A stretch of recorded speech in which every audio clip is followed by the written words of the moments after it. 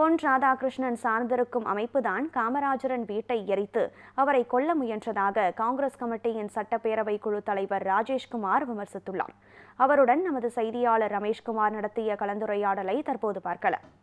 பரபரப்பான அரசியல் களத்தில் தமிழக காங்கிரஸ் கமிட்டியின் சட்டப்பேரவை குழு தலைவர் திரு ராஜேஷ்குமார் நம்மோடு இணைகிறார். அவரிடமே சில கேள்விகளை முன்வைக்கலாம். சார் வணக்கம். காமராஜர் வீட்டை தீக்கிரையாக்கின சம்பவத்தை தொடர்ந்து இந்த தினம் திமுகவும் பாஜகவும் ஒரு கருத்து மோதலில் ஈடுபட்டிருக்கு. இந்த கருத்து மோதலை நீங்கள் எப்படி பார்க்குறீங்க?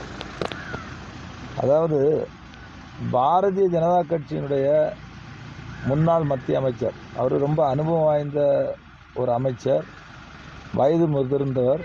அவர் ராதாகிருஷ்ணன் அவர் என்ன சொல்லியிருக்காருன்னா, 1966ஆம் ஆண்டு நவம்பர் 7ஆம் தேதி அன்றைக்கு பெருந்தலைவர் காமராஜர் அவர்கள் அகில இந்திய காங்கிரஸ் கமிட்டியுடைய தலைவராக இருந்தார்.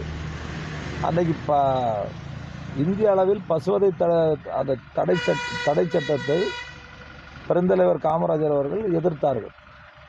அன்னைக்கு நவம்பர் 7ஆம் தேதி அன்று அங்கே இருக்கக்கூடிய சன்னியாசி சாமியார் எல்லாம் சேர்ந்து ஆர்எஸ்எஸ், சங்க பரிவார், ஜனசங்கம் எல்லாம் இணைந்து அன்றைக்கு நடத்தின போராட்டத்தின் மூலம் நம்முடைய பெருந்தலைவர் காமராஜர் அவர்களுடைய டெல்லியில் இருந்த அந்த வீட்டை முற்றுகையிட்டு அவரை கொலை முயற்சிக்கு ஈடுபட்டாங்க. அந்த கொலைவரி தாக்குதலை இந்த நாடும் மறக்காது, இங்கே இருக்கக்கூடிய மக்களும் மறக்க மாட்டார்கள்.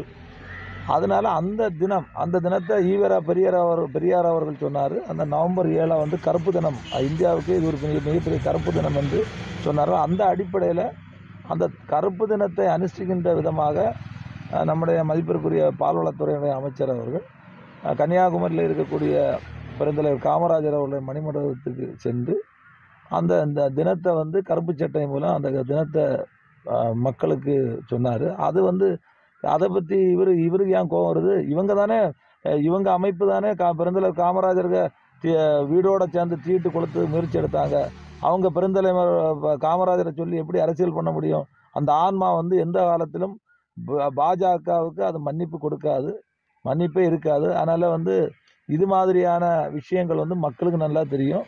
இது மாதிரியான விஷயங்களை மேற்கொண்டாவது நம்முடைய மூத்த முன்னாள் அமைச்சர் ராதாகிருஷ்ணன் அவர்கள் நிறுத்தி கொள்ள வேண்டும். ஓகே, இப்போ டெல்லியில் கார் வெடிப்பு சம்பவம், அதுக்கும் எதிர்க்கட்சி தலைவர் ராகுல் காந்தியை மையப்படுத்தி இதே மத்திய முன்னாள் பாஜக அமைச்சர் பேசியிருக்காரு. அதாவது இந்த குண்டு வெடிப்புக்கு காங்கிரஸுக்கும் தொடர்பு இருக்குது, அதே போன்று ராகுல் காந்திக்கும் தொடர்பு இருக்கிறதாட்டே அவர் பேசியிருக்காரு. இந்த கருத்தை நீங்கள் எப்படி பார்க்குறீங்க? இல்லை, இந்த கருத்தை நேற்றைக்கு தொலைக்காட்சிகள்லையும் பத்திரிகை மூலம் பார்த்தேன்.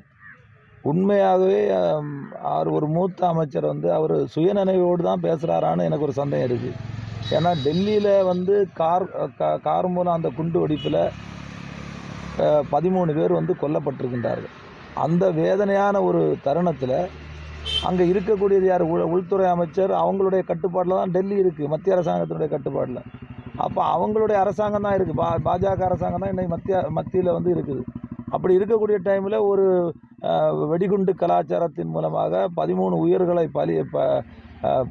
உயிர் பலி நடந்திருக்கு.